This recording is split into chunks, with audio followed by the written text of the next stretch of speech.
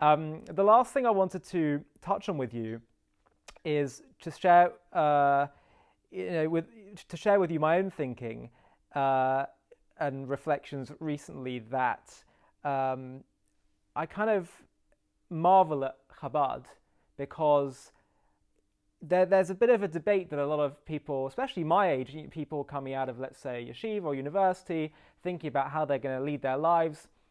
And on the one hand, we feel a strong sense of, as we just said now, wanting to go out into the wider world and be open-minded and live an open lives whilst also being strong, proud, connected Jews.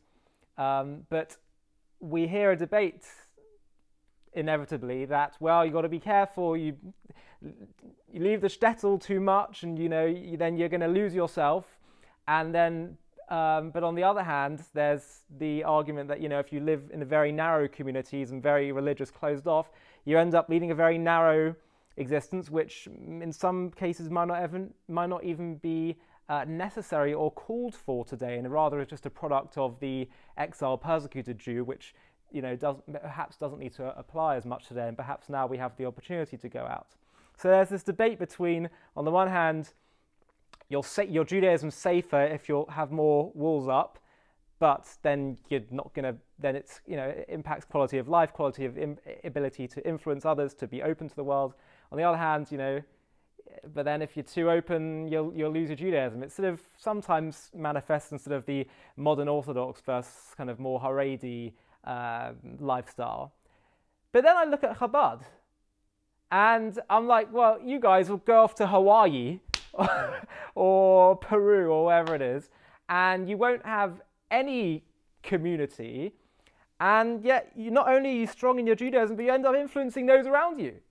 So my question is, what is the Chabad secret? Someone said to me, well, it could be because they're part of a worldwide network, but okay, but you're still going out there and as sort of lone soldiers, and something's working. So why does Chabad work? I can only give you my own perspective. I'm sure there's many ways to answer this question. The Rebbe's vision is something very special. And I think part of it can be summed up in this short story. There was a story of a man who went into a bakery, and he saw this old man as in the bakery. It was the one who was serving all of the breads and the donuts and everything. And he noticed that when he was reaching to get one of the bagels, that his sleeve slid down and he had numbers tattooed on his arm. So the gentleman who was waiting to be served says, "I noticed that you're a survivor. Would you mind sharing with me what was it that kept you going during those terrible times?" And he says that when he was a young man, very young man, he was a little boy at the time, he remembers when the Nazis, Yamach Shemam, they loaded everybody into cattle cars, and they were on their way to one of the camps, and they were packed in, so they could barely breathe. And the Nazis, just to cause extra pain on the people, they left the windows were left open, and this was midwinter in Germany, and it was snowing. It was terribly cold.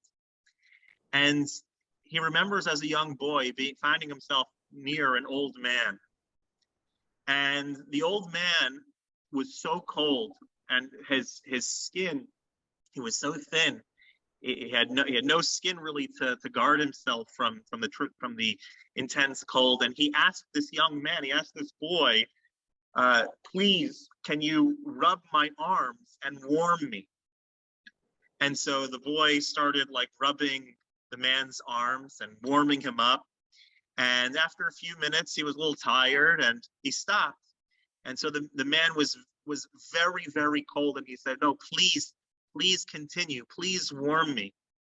And so the young man, he continued. He did it for a few more minutes, and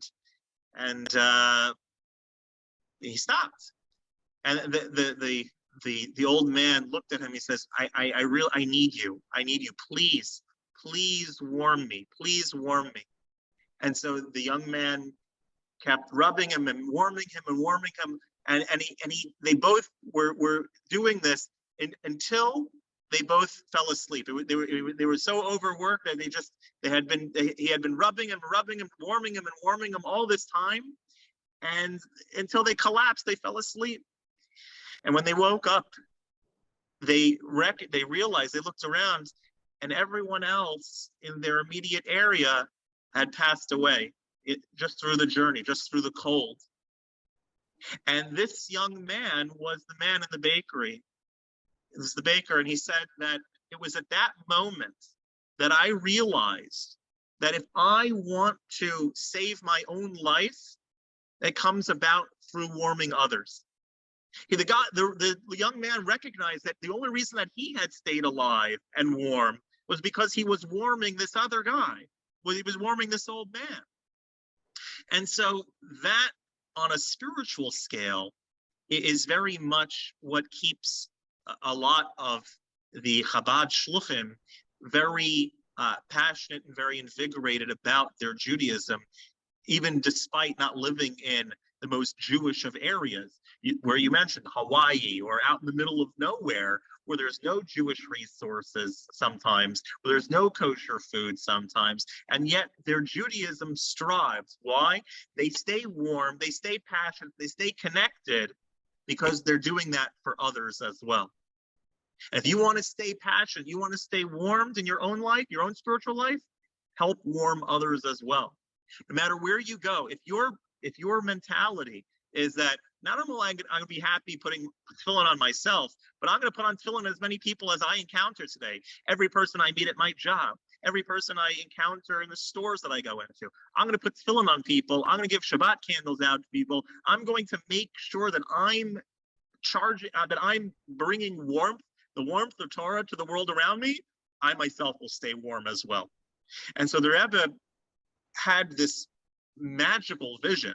I think it's appropriate to call it magical, because it was so counterintuitive to, especially when the Rebbe initially was sending out shluchim. It was so counterintuitive to what the rest of the Jewish world was doing, and what they said was the appropriate path. That go out, bring the warmth of Torah to others, and you too will stay warm. And for me, that's the secret. That is ultimately what it boils down to. You go out with the perspective. The Rebbe's teachings inspire us every day. The Rebbe's teachings encourage us not to just care about our own spiritual life or the spiritual lives of our family, but to make sure that our entire circle of influence, our entire community, is pulsating with the warmth of Torah. That is what keeps us going, and what allows us to stay warm as well. I think it comes down to one word, which is service, and it's serving others and serving God. And it's so, just as you said with that amazing story, which we actually did a video about on JTV with Rabbi Mark Wilds a few weeks ago, and the irony is that when you're actually focused on others, you end up being happier. Anyway, Rabbi, thank you so much for your time. Thank you so much for speaking to us from across the pond in America.